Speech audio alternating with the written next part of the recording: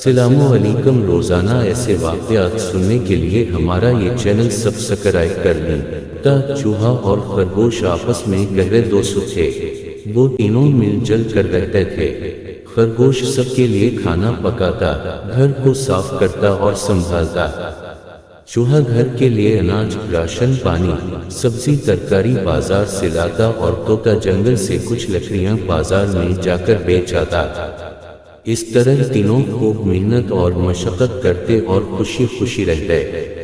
ان کی یہ گہری دوستی اور میل ملاپ پڑوس میں رہنے والی لومڑی کو ایک آنکھا نہ بھاتا تھا۔ مکار لومڑی نے ایک دن موقع پا کر طوطے کا حال چال دریافت کیا۔ ہم لوگ خوب مزے سے اور خوش ہوئے۔ طوطے نے جواب دیا، ہاں بھائی، تم ہی ہو جو اتنی زیادہ محنت کرتے ہو۔ دن بھر جنگل میں لکڑیاں اکٹھی کرتا پھرتا ہے اور تیرے دونوں ساتھی گھر بیٹھے آرام سے موج مستی کرتے رہتے ہیں۔ طوطے نے کہا، نہیں، وہ دونوں بھی خوب کام کرتے ہیں۔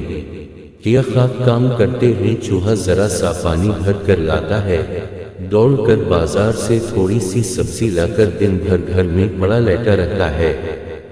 خرگوش صبح اور شام روٹی پکا لیتا ہے اور دن بھر چوہے کے ساتھ مل کر گپ ہانکتے رہتا ہے۔ بس بے وقوف تو ہے طوطے بھائی، جو دن بھر مارا مارا پھرتا رہتا ہے، جنگل سے لکڑیوں کا گٹھا بنا کر بازار لے جاتا ہے اور اسے بیچ کر پیسے لاتا ہے، تجھے تو پورا دن کام کرنا پڑتا ہے۔ لومڑی نے مکاری سے کام لیتے ہوئے طوطے کو اپنے جھانسے میں لینے کی کوشش کی۔ طوطا بولا، نہیں، ایسا ہرگز نہیں ہے۔ اچھا ٹھیک ہے۔ اتنا بول کر لومڑی اپنے راستے چلی گئی اور طوطا لکڑی لینے جنگل چلا گیا۔ اس کے دل میں خیال آیا کہ لومڑی صحیح کہہ رہی ہے، کام کاج تو میں ہی زیادہ کرتا ہوں۔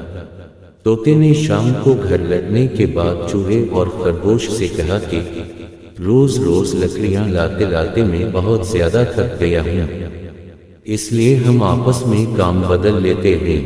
میں گھر پر رکھ کر کھانا بنایا کروں گا۔ چوہے اور خرگوش نے جب یہ انوکھی بات سنی تو بہت حیران رہ گئے۔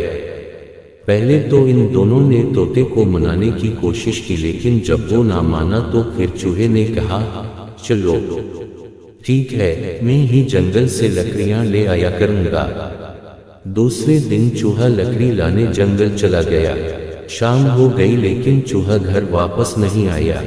خرگوش کو بہت فکر ہوئی۔ اس نے کہا کہ چلو طوطے بھائی، چوہے کو جنگل میں تلاش کرتے ہیں، تم گھر پر ہی رہو، میں خود جا کر دیکھتا ہوں کہ چوہے کو دیر کیسے ہو گئی۔ طوطے نے کہا۔ طوطا تھوڑی دیر بعد لوٹا، وہ بہت اداس تھا۔ اس نے خرگوش کو بتایا کہ چوہا جب لکڑی لے کر لوٹ رہا تھا تو بلی نے اسے مار کر کھا لیا۔ خرگوش کی آنکھوں میں آنسو تیرنے لگے۔